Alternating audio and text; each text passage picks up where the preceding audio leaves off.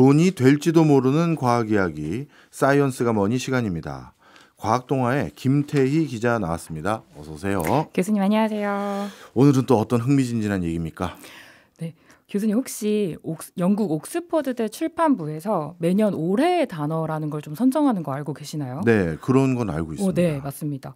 요 올해의 단어는요, 출판부에서 좀 영어권 지역의 뉴스 기사에서 좀 어떤 단어를 사용하는지 이 단어 데이터를 기반으로 그 해의 문화적 좀 변화를 포착하고 트렌드를 살피기 위해서 2004년부터 선정을 해왔던 건데요.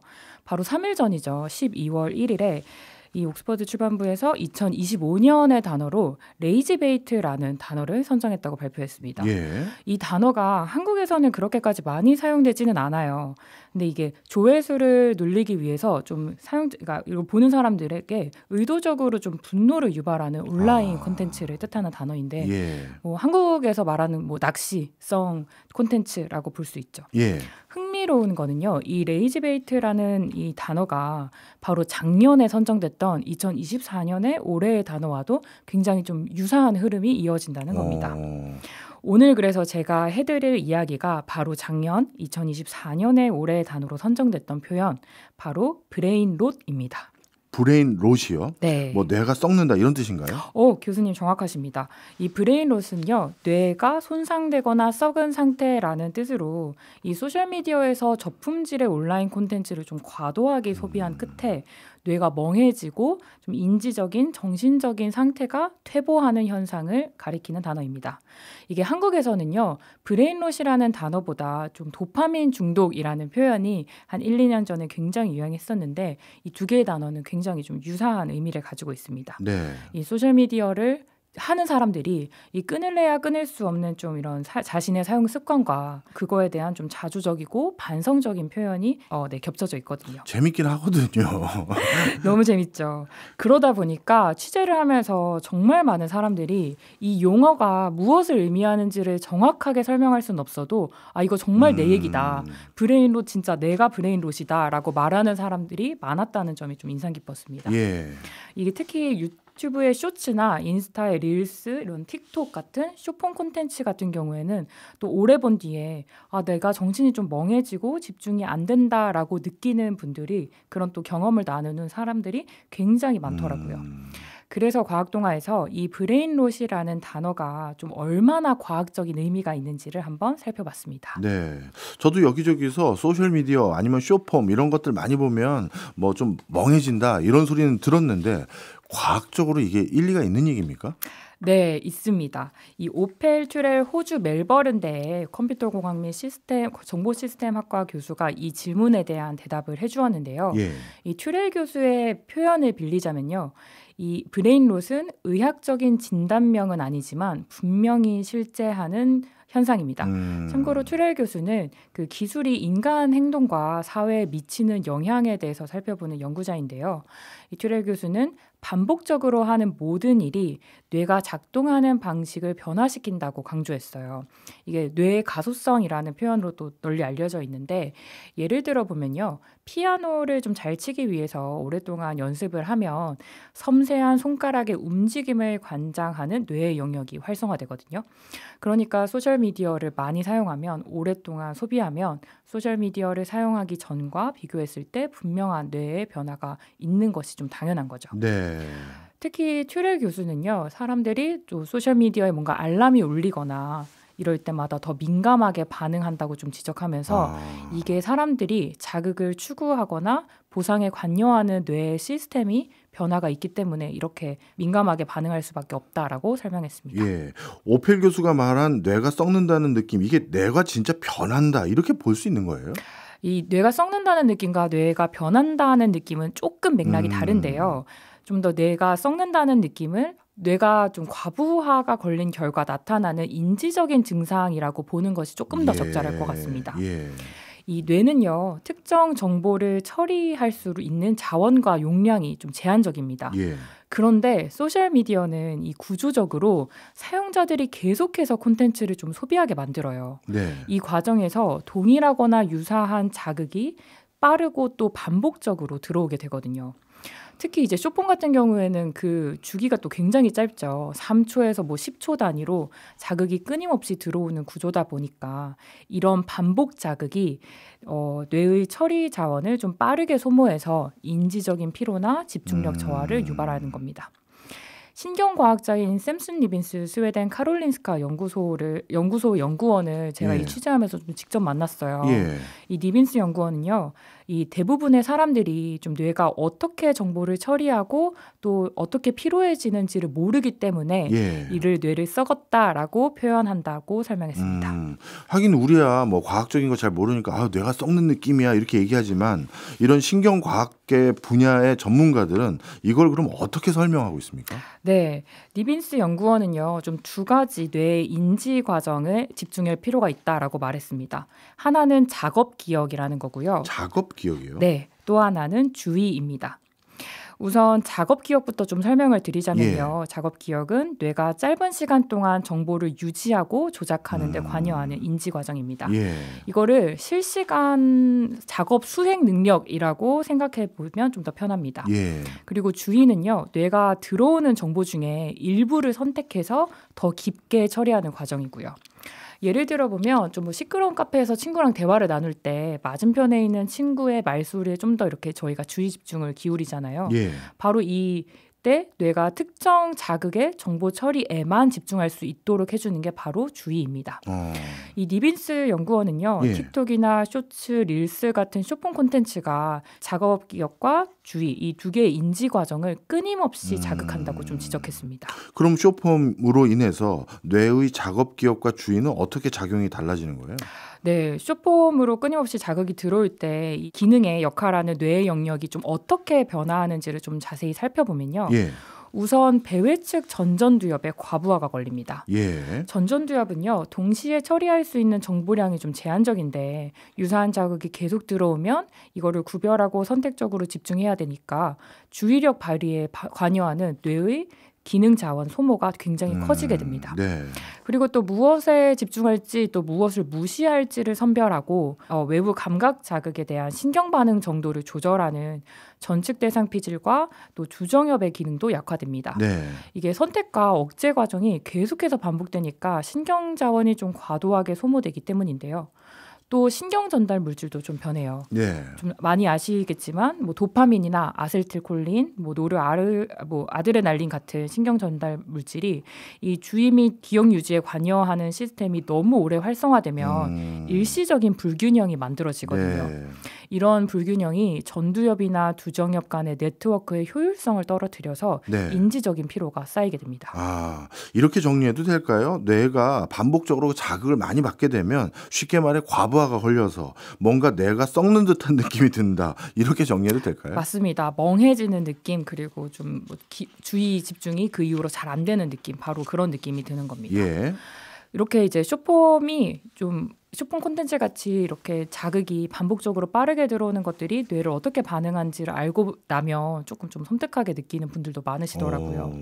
그래서 과학동화에서 되게 재밌는 챌린지를 하나 좀 진행을 했었고요. 뭔가요? 그거에 대해서 좀 설명을 드리고 싶은데 이게 4주 동안 쇼폼을 끊어보면 이 쇼폼 콘텐츠가 뇌를 피로하게 만든다는 것까지는 알았으니까 쇼폼 이렇게 콘텐츠를 한 4주 동안 끊어보면 이 4주 동안 멀리하는 노력이 어떤 결과를 만들어낼지가 궁금해서 저희가 4주 동안 한번 이런 실험 아닌 실험을 한번 해봤습니다.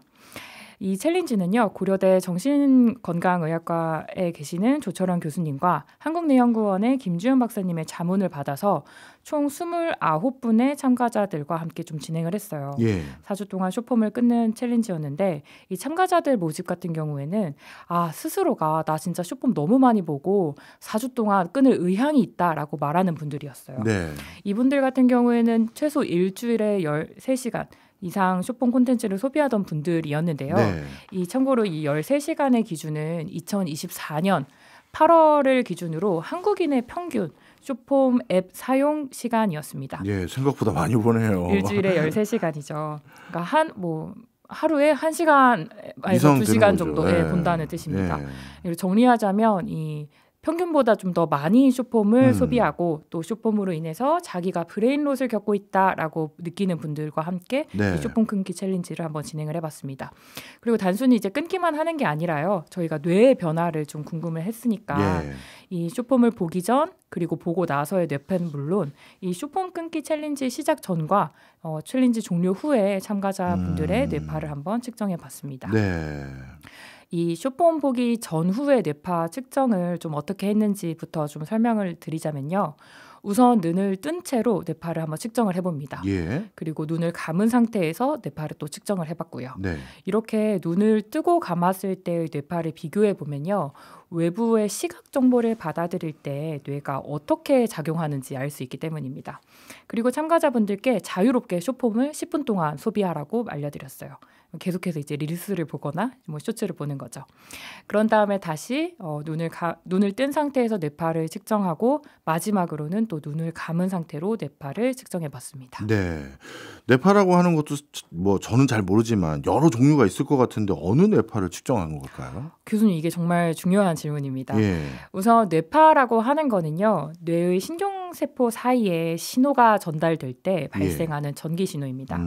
이 뇌의 각 부위에 관찰되는 뇌파는 주파수 대역별로 이렇게 나뉘거든요. 네. 근데 이제 어떤 뇌파가 발생했는지를 알면 그때 뇌가 좀 어떤 작업을 하는 중인지를 파악할 수 있어요. 예. 저희가 집중했던 뇌파들을 좀 몇 개 설명을 해드릴 건데 첫 번째로는 세타파라고 하는 겁니다. 예. 이 세타파는요. 명상이나 기억 처리 같이 좀 더 내면에 집중해서 사고할 때 발생하는 뇌파입니다. 네. 이게 4에서 8Hz 대역의 뇌파인데요. 예. 근데 이제 반면에 알파파 같은 경우에는 정신이 깨어있는 상태에서 별다른 활동을 하지 않을 때 감지되는 뇌파입니다. 예. 이 알파파가 발생할 때 뇌는요. 뇌 외부에서 들어오는 정보를 좀 걸러내는 편이거든요. 뭐 쉽게 말해서 편하게 쉬는 상태일 때 발생하는 뇌파라고 볼 수 있고 알파파는 8에서 한 13Hz 대역의 뇌파입니다. 세타파의 활성도를 알파파의 활성도로 나눈 지표, 이거를 TAR 지표라고 부르는데요. 네. 이 지표에도 좀 집중을 해봤어요. 왜냐하면 이 지표가 높으면요. 즉 세타파의 활성도가 알파파의 활성도보다 높으면 뇌는 주의가 좀 분산된 상태에 있다는 것을 뜻하거든요. 반대로 알파파의 활성도가 세타파의 활성도보다 더 높아서 TAR의 지표가 낮으면 뇌가 각성 상태에 있다라고 볼 수 있기 때문입니다. 예. 그래서 저희가 쇼폼 소비가 뇌의 주의력을 좀 어떻게 떨어뜨리고 또 각성시키는지를 살펴보기 위해서 이 세타파와 알파파에 좀 초점을 맞춰보았습니다. 그렇군요. 그럼 이 챌린지 결과 뇌파는 어떻게 발생했는지 이것도 좀 설명해 주세요. 우선 쇼폼을 보기 전과 보고 나서의 가장 핵심적인 결과로는요.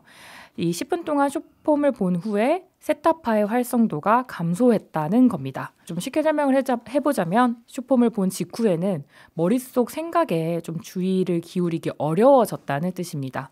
또 TAR 지표도 약 23% 정도 감소했는데요.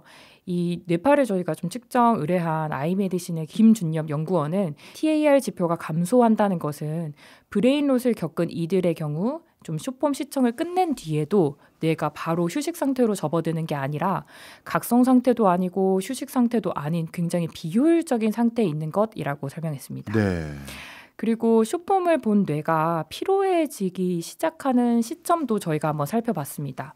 총 4분의 참가자분께 무려 1시간 동안 쇼폼을 좀 연속해서 소비하게 하고요. 예. 이 뇌파가 좀 어떻게 변화하는지를 살펴봤는데 그 결과 쇼폼을 계속 보고 있는 뇌는 한 15분 정도가 딱 지나면 피로해지는 것으로 드러났습니다. 예. 이게 15분이 지난 시점부터 TAR 지표가 급증하는 패턴이 4분 모두 동일하게 관측됐기 때문입니다.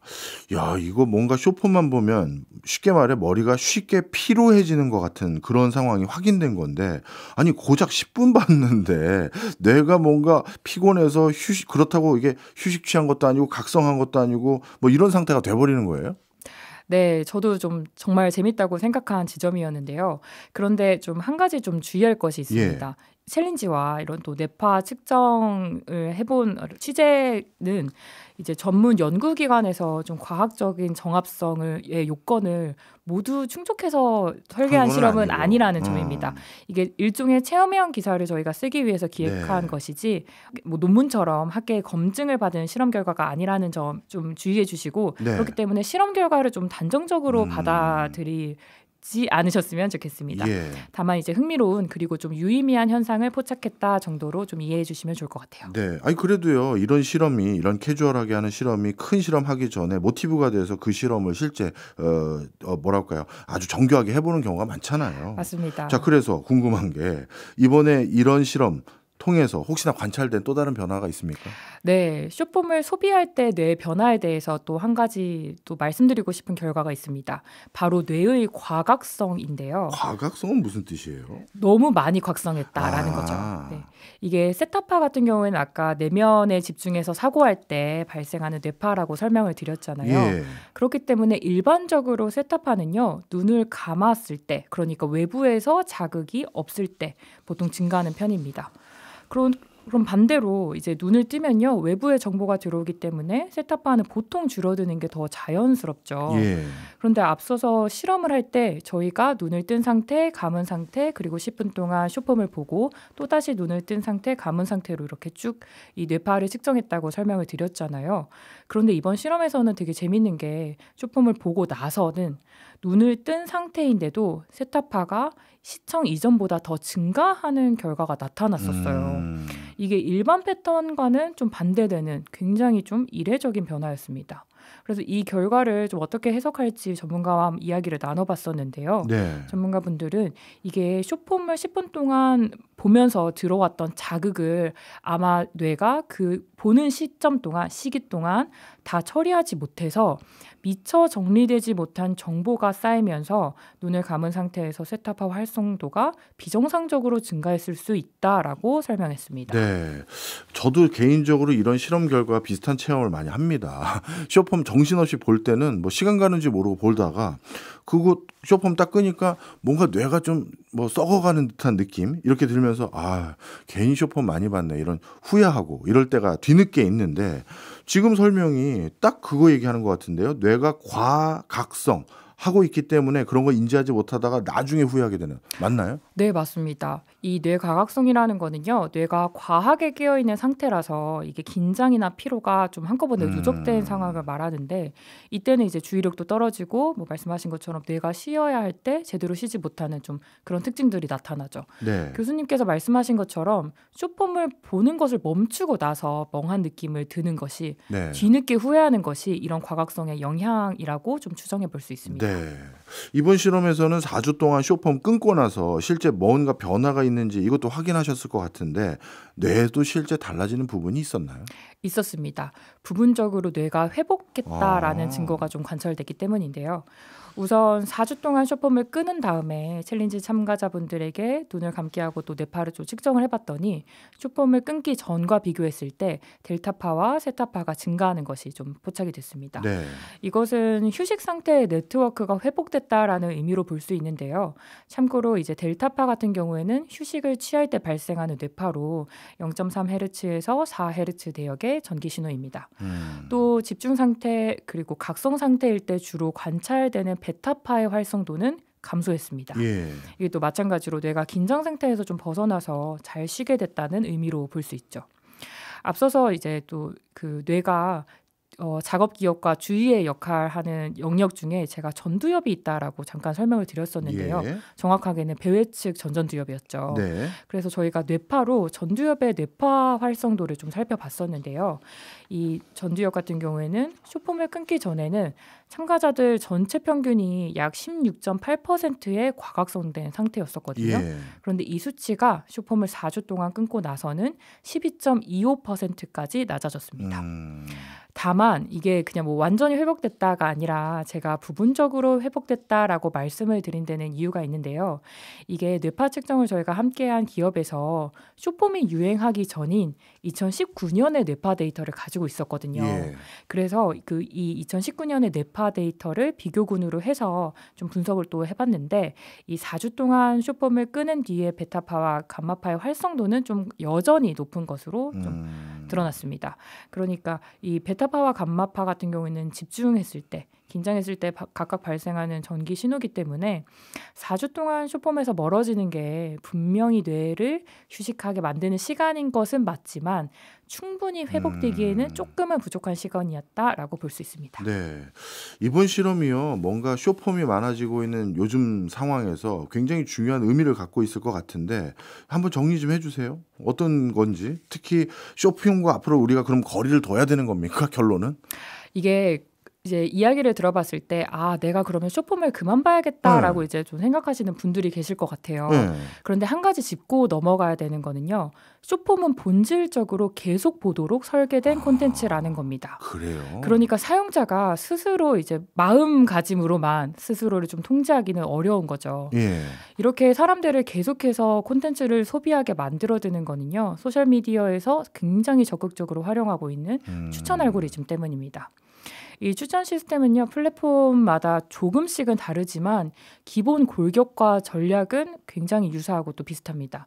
우선 사용자들이 어떤 콘텐츠들을 봤는지, 무엇을 좋아하는지를 좀 파악해서 분석해 비슷한 콘텐츠를 뭔가 이렇게 추천한다거나요. 아니면 이 사람과 비슷한 유사한 다른 사용자들이 어떤 콘텐츠를 봤는지 또 좋아했는지를 분석해서 콘텐츠를 계속해서 좀 추천하죠. 네.